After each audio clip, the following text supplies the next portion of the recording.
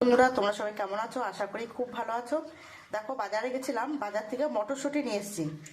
তা ভাবলাম যে মটরশুঁটির ঘুগনি করব। তা আমি মটরশুঁটির কিভাবে ঘুগনি করব শেষ পর্যন্ত ভিডিওটা দেখতে থাকো। আর এখানে দেখো, আমি এখানে একটা আলু কেটে রেখেছি, ছোট ছোট করে আলু কেটে রেখেছি। এখানে একটা টমেটো, একটা ডিম, আর এখানে একটা পেঁয়াজ। আর এখানে দেখো, আমি পেঁয়াজ, রসুন, আদা আমি পেস্ট করে নিয়েছি।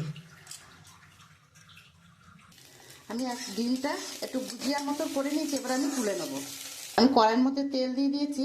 আমি জিরে আর একটা তেজপাতা ফোড়ন দিয়ে দেবো। আমি পেঁয়াজ আর আলুটা যে কেটে রেখেছি আমি ওইটা দিয়ে দেবো। আমি আলু আর পেঁয়াজটা একটু লাল লাল করে ভেজে নেবো। আমি পেঁয়াজটা আর আলুটা ভেজে নিয়েছি হালকা করে। এবার আমি মশলাটা দিয়ে দেবো। এখানে টমেটোটাও দিয়ে দেবো।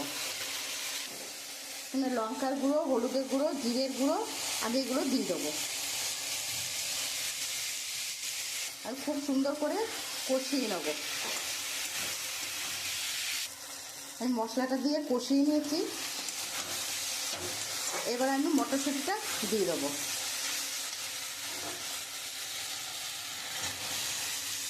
আমি মটরশুঁটিটা দিয়ে আর একটু কষিয়ে নেব। আমি খুব সুন্দর করে কষিয়ে নিয়েছি, একটু গন্ধও বেরিয়েছে। এই দেখো, আমি যে ডিমটা ভুজিয়া করে রেখেছি ওইটা এখন দিয়ে দেবো। আমি অল্প করেই জল দেবো, অনেকক্ষণ ধরে যেহেতু করছি সেই একদম গলে গেছে। আমি অল্প করে জল দিয়ে দেবো। কষানো হয়ে গেছে, এবার আমি পরিমাণ মতো জল দিয়ে দেবো।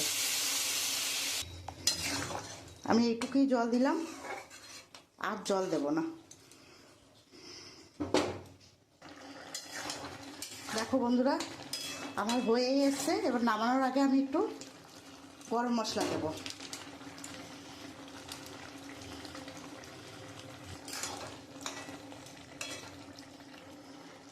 আমি একটুখানি উপর থেকে ধনেপাতা দিয়ে দেবো।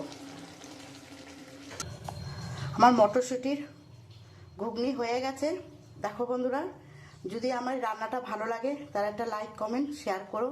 আর তোমরা এরকমভাবে করে খাও, আশা করি খুব ভালো লাগবে।